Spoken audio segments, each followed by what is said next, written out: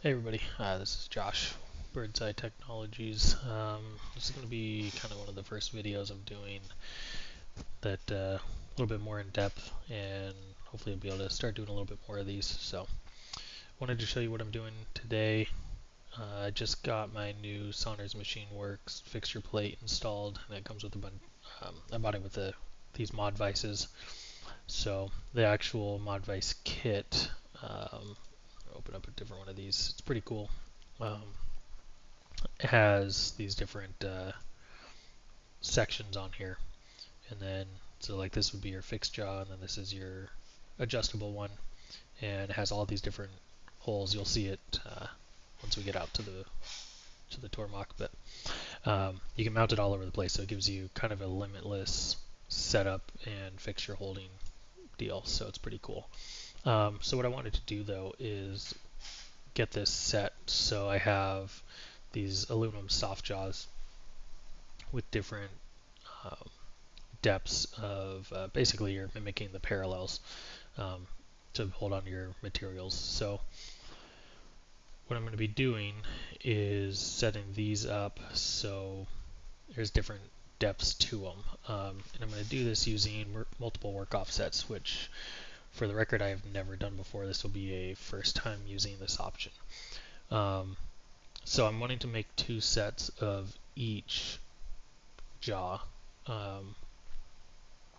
so that way I have one for each side. So each soft jaw will have two different depths on it. So the way I'm doing this is I just have the one model, and then I have two different setups. So my first setup is doing a step down of 0.1 and then on one side, and then the other side is going to have 0.15. Turn on and then up on top, I have it engraving these different or the depths, so that way each one is labeled. So setup number one is set here, and I'm just doing contour passes for each one of these. So like this first operation is a contour pass for the 0.1 depth with a 1/8 inch step over. So in here I just have this one line selected, and then if I go into edit, you can see under the heights, for the bottom height, it has a selected contour and then a minus 0.1 inch. So that's going to drop you down to that 0.1 inch. And then under passes, since I don't have this modeled, under stock to leave, I did a negative value of 0.125 for the 1/8 of an inch. So that I'll step it over the 1/8 of an inch and down 0.1. And then you can see that cut there. And then for the 0.15, basically I duplicated that operation, but under the heights tab I changed it to negative 0.15 rather than the 0.1. And my radial stock to leave is still set to the negative 0.125. So as you can see, it gives me a nice step down, that 0.05, 50 thou, and it runs all the way across. And then after that, then I'll switch over to my engraving tool, which is just a 45-degree end mill, or a chamfer mill, and it's going to label each one for me. So that's the first operation. And then I want two of these. So the way I'm doing that is coming up here under edit for the setup, and then under post process tab, there's machine work coordinate system. So the WCS offset, we're starting with 1. So that translates out to a G54 to the machine for the work coordinate or work offset. And then we're doing multiples. So number of instances 2. So that's going to give me G54 and then G55, creating the exact same part. And we'll look at that in the post, the NC file that's created when we're done with this. And then our origin is going to be in the top left corner with the top of the model as a stock. So that's the first one.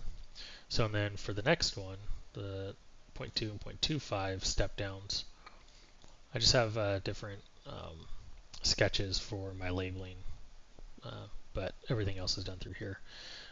It's just a complete duplicate of this previous setup, but then under the operations, I have the bottom set to my -0.2, and then this one is the -0.25. So right there. And then my engraving is set to this sketch and gets me those. And then on here, under the edit post process, I'm having it start on work coordinate offset 3, which in the machine translates to G56. And I want 2 sets of these, so it's going to run G56, G57. Whereas the other one for the 0.1 and 0.15 is G54 and G55. So once you get that set up, we can select both of our setups. We'll go create NC program. And then under operations, you can see here that we have both our setups. If you don't have both setups listed in here, then you need to turn the check mark on. So like right now, if I had just selected setup 1, for instance, oops, edit, create NC, I went to operations, so I can, it just has the 1 and I just have these operations here, but you can see operation or setup number 2 down here is just not checked. So if I check that box, now I see all of my operations. By default, this reorder to minimize tool changes is not selected. So what you'll see is you have operation 1 happening twice. So work offset 1, work offset 2, and then it switches to the chamfer mill to do the engraving, work offset 1, work offset 2. And then it goes over to work offset 3 and 4. So you can see here, so it goes back to the end mill and then back to the chamfer mill. So you can run it this way, but if your machine supports it, I highly recommend doing the reorder to minimize tool changes. And what this will do is now it'll do all of your operations that are using the, in this case, a 3/8 inch end mill. It does all of those first, just jumping around between the 4 work coordinate offsets, and then it switches to the chamfer mill and runs all those. That way you're not doing unnecessary tool changes. It just speeds everything up a little bit. The other big thing that you're going to want to check and make sure is set correctly, and if when you hit post, it'll actually pop up and give you a warning message about this. But you want to have the retract on work coordinate system changed. You want to set that to your G30 or whatever your machine needs. So in this case, I have G30, which is set way too high, but it goes all the way to the top on the Z-axis before it moves over and then drops again. I could probably make a change to this and or adjust where the G30 is in on my machine, so that way it's not going all the way to the top every time.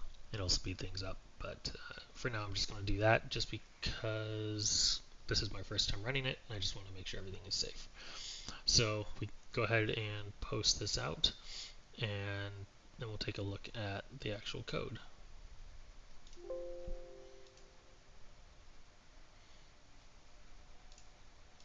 Alright, so now this is our file that it processed, and what we're going to be looking for is that it is actually switching between the different work offsets. So, and up here at top you can see we have tool 5, tool 7, those are tools that we're using. And then if we come down here, here's our 0.1 file for the very first one. If we come down a little further, we see G54. So that's telling the machine go to that first work coordinate system. And then if we scroll down, here's the 0.15 step down, which is still part of that first work coordinate, so there's no G55 or G54 listed. But then the next one, it goes back to that 0.1, and now it's showing G55, so that means it's now switched to the next work coordinate. It knows where the new stock and new part is, and it's going to start working on that piece. Keep scrolling, and then here's our 0.2, which is the next piece. You can see it's going to G56. And the 0.25, still part of that original one, so it's staying on G56. And now it's going to the duplicate of the 0.2 step down, and we can see it's going G57. And the 2.5.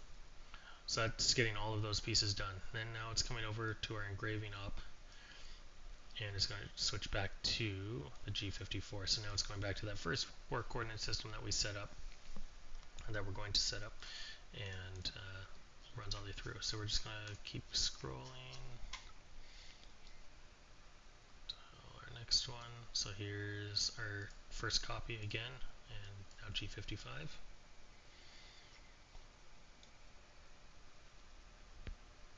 And then there's our first of the 0.2, 0.25 engraves. Going G56. And then the 0.2 and 2.5 engrave for the copy, and G57. So that all looks correct. I believe we're now ready to go to fire up the machine. And then we'll load the Mod-Vises into the machine, and then switch out to the soft jaws, and you can kind of see how this is all going to come together. Yeah, so we'll see you at the machine in the garage.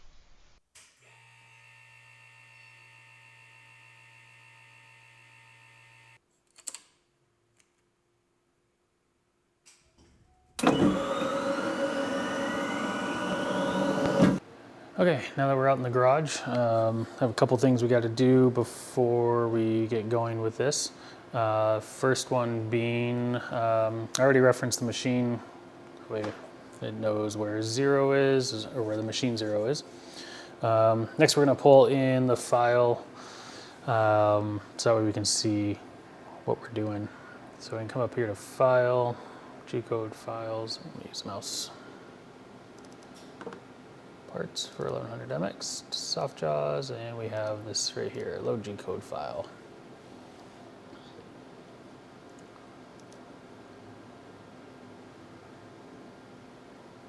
And got some warnings. So just keep in mind that this is my very first time doing this, so I'm really not 100% sure what I'm doing. I'm assuming that the 56, 57, all zeros work offsets is because I have not actually probed anything yet. So I may actually want to close this file and then come back in after I load material, probe each piece of material in each offset, and then I'll reopen the file and we'll see what it says. So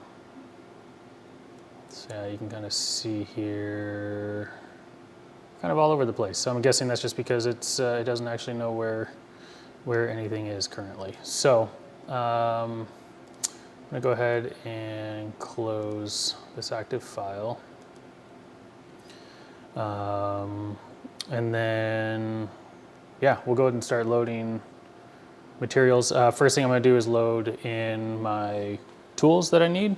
And then after I load the tools, we're gonna load in the material and the vices. So you'll see in a second, I have my brand new SMW plate, and yeah, I'm excited to actually use that for the first time. So let's get that all loaded in, and then we'll go into actually touching everything off.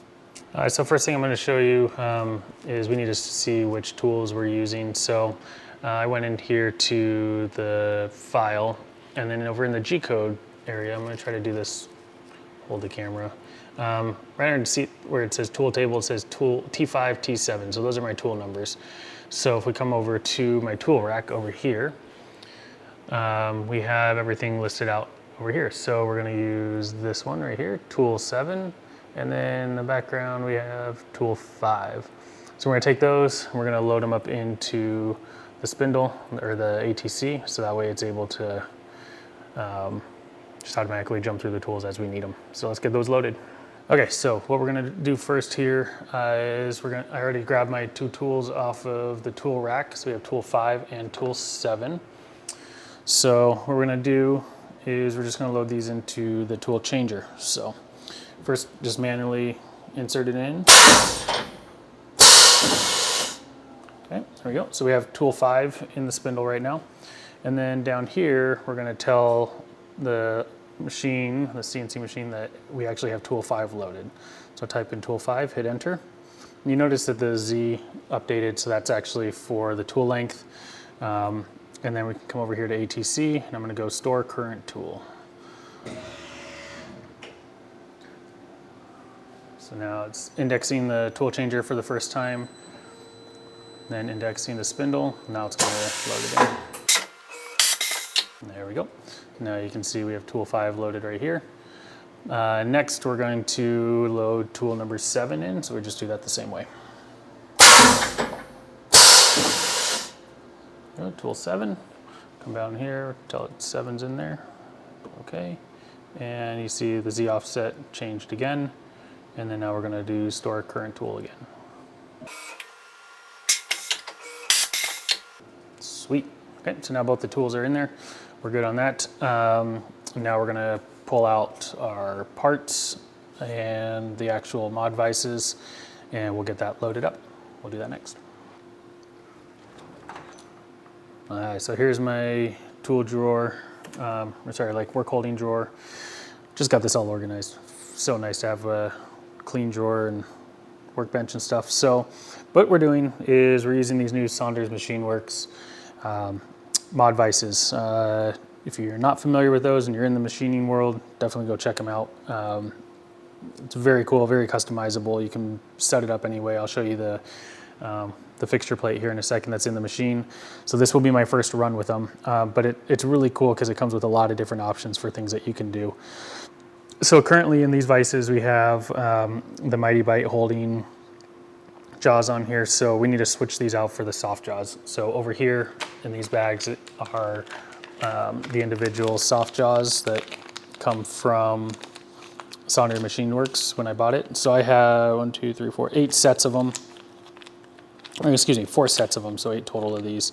But you can buy, oops, sorry, this camera does not autofocus, so I'm using my right camera. Anyway, when you can buy these, so it's like 16 bucks a set, which I've actually gone and looked at the material, and that's not much cheaper than, not much more expensive than just the raw material. And they're already all machined out and cut out to work in the vise. So by the time you spend the time doing it and everything yourself, in the long run, it's probably just cheaper to go buy these. So I'm probably gonna buy another 5 or 6 sets of them just to have on hand, because they're aluminum soft jaws. So if you have weird looking part holding pieces, you just machine out the profile of whatever you want to hold into it, and then now you have a custom one to hold on to it. In this case, we're just doing, like I showed you on the computer, we're just taking out little strips of each side of these here, so that way we can hold on to the parts that we need, or just have like a standard soft jaw. The cool thing with these two is because they're 4-sided, or 2-sided, and 4 in each corner, you can actually do 4 different holding options per set. So basically 1 on each side. So for now, I'm just doing the 0.1, 0.15 on one side. We'll leave the other side blank. That way, if I want to use them for a custom soft jaw later down the road, I can. So we'll pull everything out on the bench and we'll switch everything out. All the original Mighty Bite holds jaws, switch them out for the soft jaws. All right, so I'm gonna actually do this in the machine.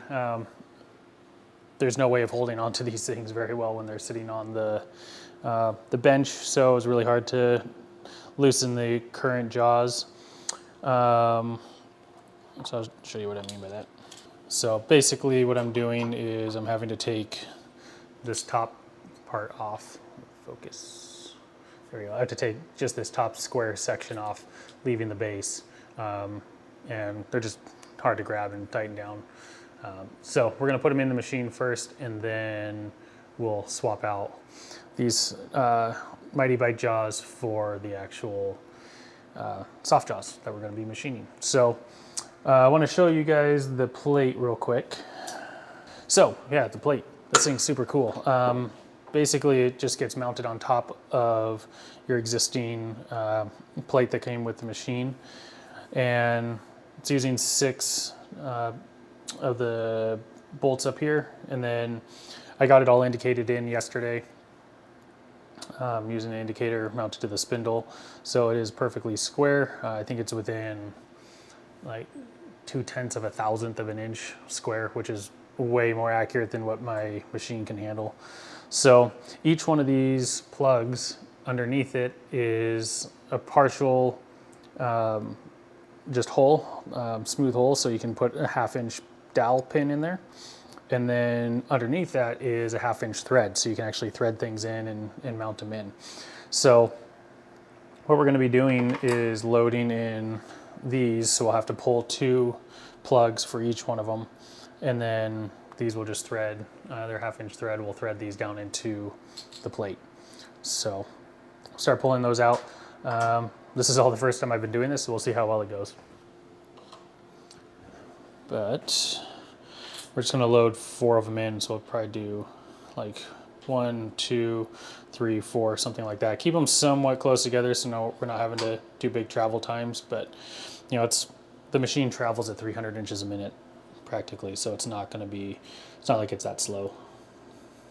So I'm just, to get them out, I'm just using one of these little like sharp picks. Get a close-up shot of that for you. We'll see if I can get them out without like actually ruining them. Well, some people say they're really hard to get out, and you kind of ruin them every time you remove them, but we'll see.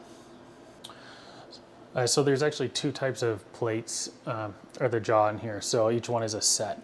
So the plate, or the jaws I just mounted in here, or this vise, these are the adjustable ones. So this edge here is actually slightly tapered. So as you tighten it down, it forces the jaw forward and then into whatever part you're trying to hold. So the other one, which is this one here, I'm gonna change focus for you. These actually have locating pins machined into them. So when you have to pull 2 sets of the plugs out for each one of these, so that way it'll sit in there, and then these are rigid and they don't move. So if you were actually holding apart, the other one is the adjustable side that has something to push against, and these pins hold it in place, so this is fixed and they can't move. I'm going to give these just a little bit of clearance since this is the first time doing the multiple work offset thing. I don't want to crash something, and we'll run this program a little slow, a lot slower than probably what I would normally run the program at. One thing whoa, push this one straight down inside there. One thing I am learning, I'm still learning the machine, even though I've been running like a desktop style CNC router forever. This is just a whole new beast. I'm still intimidated and kind of scared with it, to be completely honest. So yeah, check these out. So these come from the factory this way. Just nicely machined, super smooth. So yeah, we're just going to be on the top side here, just dropping each one of these down. So we'll do 4 of them. And one more thing I'll point out is they're symmetrical, so we have the countersink here in the center on both sides, so you can flip it over and use whichever side you want.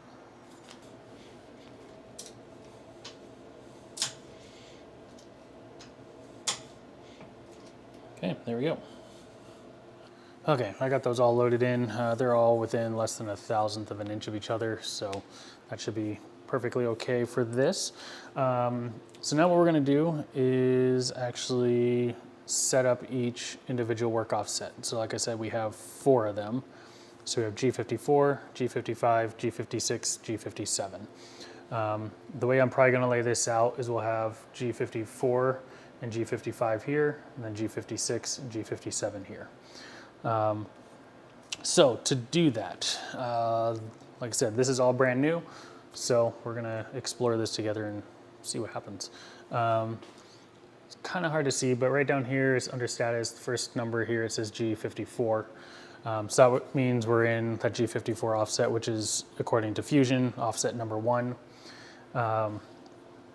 And so now we're gonna use our probe, and we're gonna load that in. So here's my probe tool. We're going to load this in and then tell the machine that the probe is in there. Okay, so we got that in there. And then over here we're going to go tool number 99, which is the probe tool for the machine. This is really cool. It's the Tormach passive probe, but I ended up putting this thing is called a XoomWorks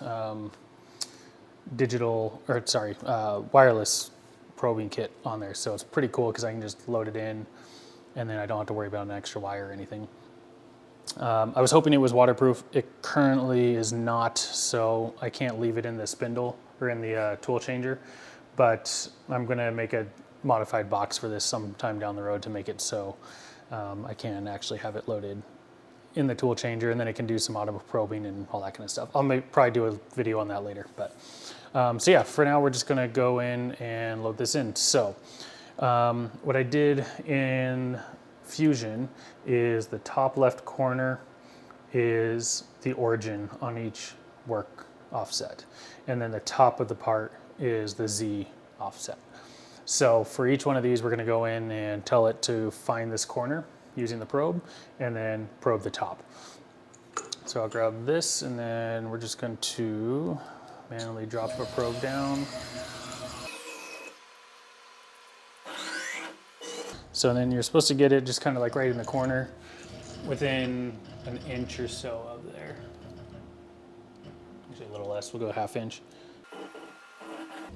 First time I did this, I had it set incorrectly and almost broke the tip of the probe off. So that was a fun experience. Luckily, the machine's very quick and it stopped it. All right, so I got that in there. It's kind of hard to see, but I basically have the probe just right in the corner. I'm gonna try to do this kind of quick so I don't wanna change the camera all around. Okay, so now we have the probe in place.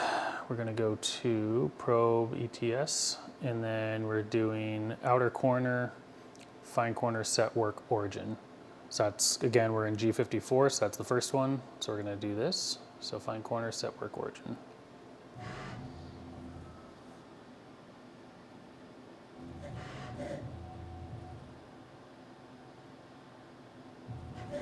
There we go. So that's done there. And then now we're going to raise Z up. And then come in and touch off the top. So probe Z, set work origin.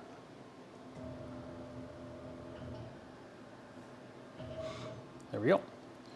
So now we're just gonna take a look and see. So what I like to do is take our Z axis, we're gonna lower that down until we're at ½ inch above the workpiece. Actually, we'll go ¼ inch above. There we go. And yeah, that looks correct to me. And then just for a sanity check for the corner, we're gonna go up to MDI, where I type in G0, X0, Y0. So that's gonna send the probe to the corner where X0, Y0 is set, and we'll make sure that that is correct. So hit go.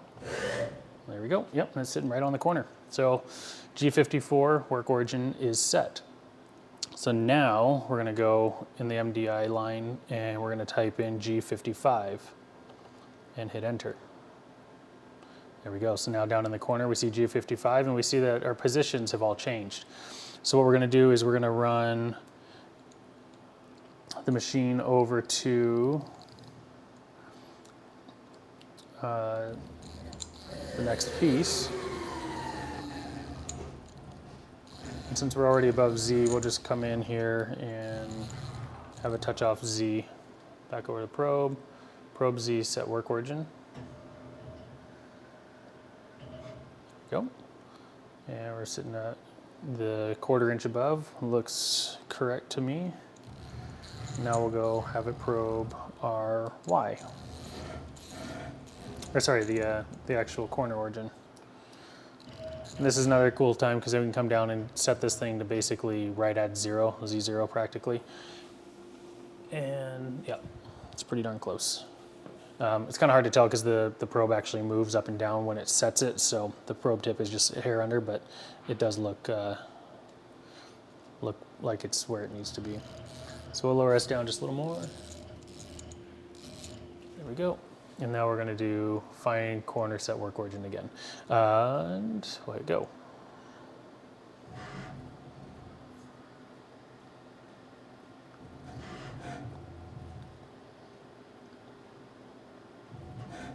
There we go, so we're done there. We'll raise Z back up again so we can clear it. Go back over to our MDI.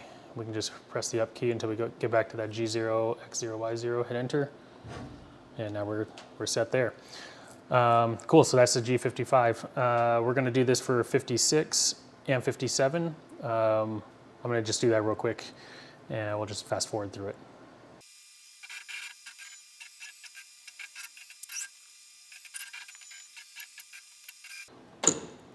Okay, so that's all finished. So we can come over here to our offsets tab. So and then we'll go up to work offsets. And now you can see here that we have all these different work offsets. Each one is for where the part is, so that's awesome.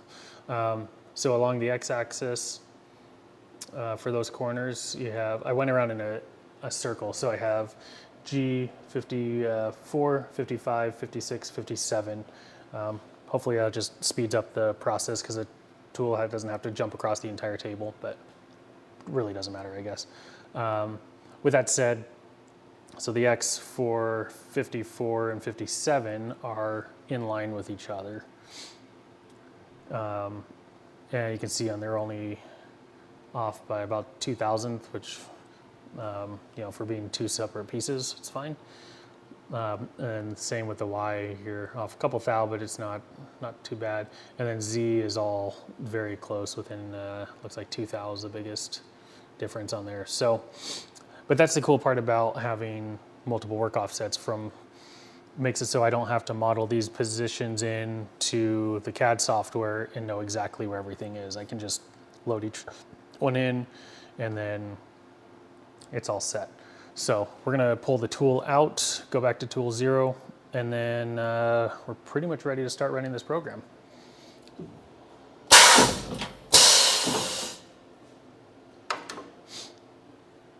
Okay, so clear messages. Now we'll grab our file, load G code, and see if we get that same error message that we had before. No messages this time. So that's the reason, that's what was causing the issue before, was I didn't have those offsets set yet. I'll come back over to here, and then you can see now we also have all 4 of the work pieces in here. And then we have our tools. So tool 5, tool 7, those are both loaded in, ready to go. I think it's time to hit start on this thing and see what happens. All right, here we go. Yeah, we're gonna get this thing going. Apologize in advance for the kind of foggy looking picture on the main camera. The close up, the window's pretty dirty. So I am working on getting some other cameras that I can actually put inside the machine. I'm gonna buy a couple more GoPros, I think, and get this all rigged out. So we're gonna start this thing up. We're gonna set all of our velocities and feed rates and stuff super low. And then hopefully this all goes according to plan. Need to turn on the coolant. There we go. And let me get my ETS probe out of the way. Need to make a mount for that still. That should be okay on the table up there. All right, here we go. So we'll go cycle start. And turn the velocity up. So I see that the machine went back over to G54. We're gonna load in our first tool. Oh, I forgot to tell it that 99, I took the probe out. So the probe is gone, as you can see. So we're gonna hit cycle start again, and now they'll load in my first tool.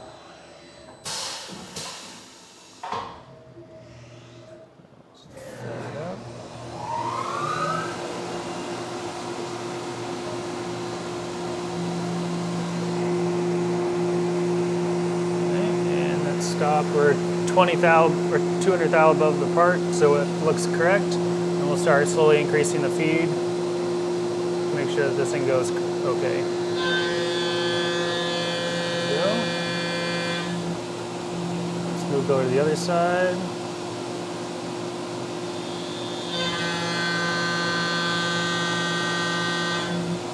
Okay, and then now it should climb all the way back to the top again. And then we'll jump to the other FG55.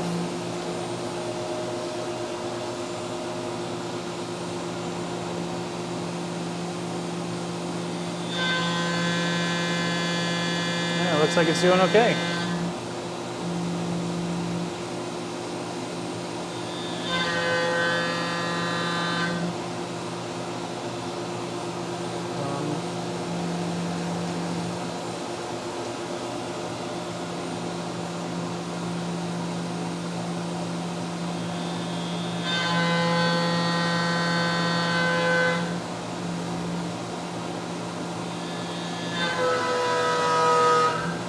That was a little bit deep of a cut.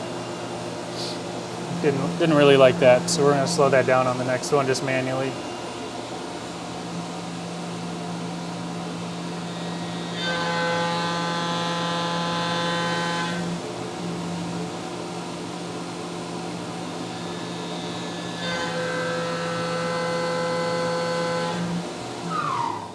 All right, there we go. So we're done with that.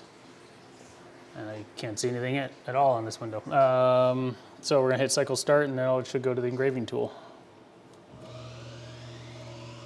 That's awesome, it just jumped between each one like that perfectly. Yeah, I apologize for it's basically useless. Grabbing the next tool. And we'll drop all the speeds and everything way down on this again.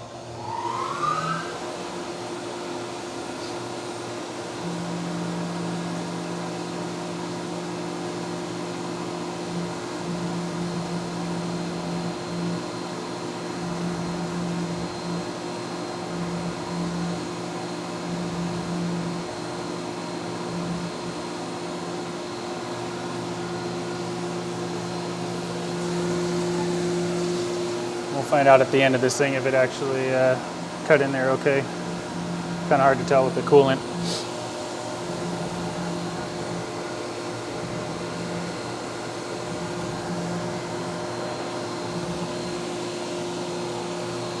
I definitely need to get some better camera options for you guys so you can see what's going on.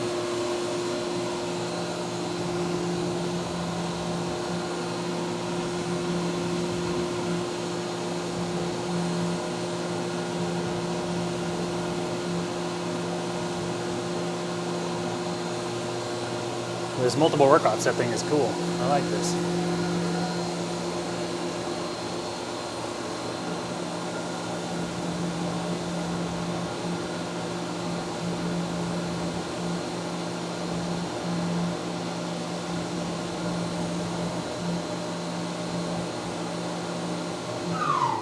There we go, part's done.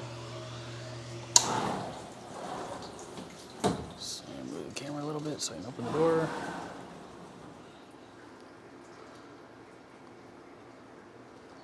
Let's see what we have.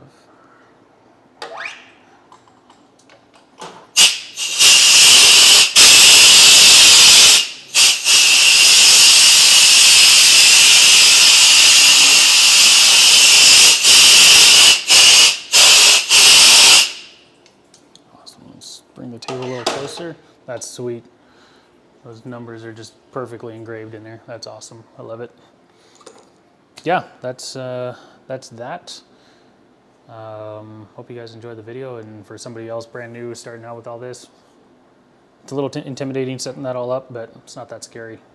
Just run everything slow to begin with and should be good. I would say, yeah, I'm gonna be that guy and subscribe to my channel if you like it. And I am gonna try to start live streaming some of this stuff, just mainly because setting up the camera, moving it all around is very slow process. So this, if I was just going through and doing it all, would probably take me about an hour, but this is taking me almost 2.5, you know, with the camera and all that. Plus I have to edit it after, whereas the other one is just all gonna be live stream. I will have multiple cameras set up and I'll make sure I have some good ones inside here. You know, I'll have the one up top, and then I'll probably do at least something else like over on one of the corners, looking right in the parts and get some cool stuff that way. So enjoy, and I will see you guys on the next one.